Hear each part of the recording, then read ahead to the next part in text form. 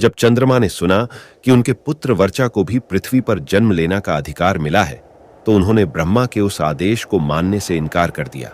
साथ ही यह भी कह दिया था कि उनका पुत्र वर्चा अवतार नहीं लेगा। चंद्रमा का पुत्र वर्चा था। कहते हैं कि चंद्रमा कभी नहीं चाहते थे कि उनका बेटा पृथ्वी पर जाकर महाभारत का युद्ध करे, परंतु उन्हें विवश होकर अपने पुत्र को महाभारत के युद्ध के लिए भेजना पड़ा था। चंद्र को आखिर क्यों इस बात के लिए विवश होना पड़ा था और उनके पुत्र वर्चा ने किस प्रकार महाभारत का युद्ध किया था? साथ ही आखिर इस युद्ध में भगवान श्री कृष्ण ने अभिमन्यु को क्यों नहीं बचाया था? नमस्कार दोस्तों, आप देख रहे हैं द मिथोलॉजी टॉक। वीडियो में आगे बढ़ने से पहले चैनल को सब्सक्राइब करके बेल आइकन जरूर दबाना। दुष्टों के विनाश के लिए भगवान विष्णु अवतार लेते थे।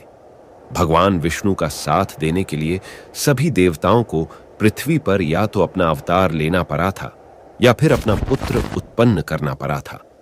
द्वापर युग में दुष्टों का विनाश करने के लिए भगवान विष्णु कृष्ण के रूप में अवतार लेने वाले थे।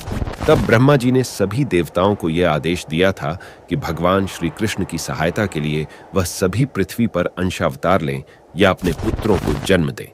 जब चंद्रमा ने सुना कि उनके पुत्र वर्चा को भी पृथ्वी पर जन्म लेना का अधिकार मिला है, तो उन्होंने ब्रह्मा के उस आदेश को मानने से इनकार कर दिया। साथ ही यह भी कह दिया था कि उनका पुत्र वर्चा अवतार नहीं लेगा। तब सभी देवताओं ने चंद्रमा पर यह कहकर दबाव डाला कि धर्म की रक्षा करना सभी देवताओं का कर्तव्य ही नहीं, धर्म भी है। इसलिए वे अथवा उनका पुत्र अपने कर्तव्य से कैसे विमुख हो सकते हैं? देवताओं के इस प्रकार दबाव डालने पर चंद्रमा विवश हो गए थे, लेकिन फिर भी उन्होंने देवताओं के सामने एक शर्त रख दी। वह शर्त यह थी कि उनका पुत्र ज्यादा समय तक पृथ्वी पर नहीं रहेगा। साथ ही भगवान श्री कृष्ण के मित्र देवराज इंद्र के पुत्र अर्जुन के पुत्र अभिमन्यु के रूप में जन्म लेगा।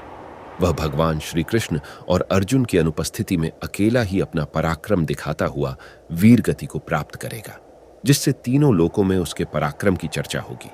इसके साथ ही चंद्रमा ने देवताओं के सामने यह शर्त भी रख दी थी कि अभिमन्यु का पुत्र भी उस कुरुमंचा का उत्तराधिकारी होगा।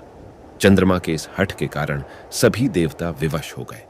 तब चंद्रमा के पुत्र वर्चा ने महारथी अभिमन्यु के रूप में जन्म लिया था, जिसके बाद द्रोणाचार्य द्वारा रचे गए चक्रव्यूह में अपना तीनों लोक में पराक्रम दिखाकर अल्पायु में ही वीर गति को प्राप्त हो गए। कहते हैं कि यही कारण था कि श्री कृष्ण ने अभिमन्यु को नहीं बचाया था। तो मित्रों, वीडियो अच्छी लगा तो चैनल को सब्सक्राइब करो और इस वीडियो को लाइक शेयर जरूर करना।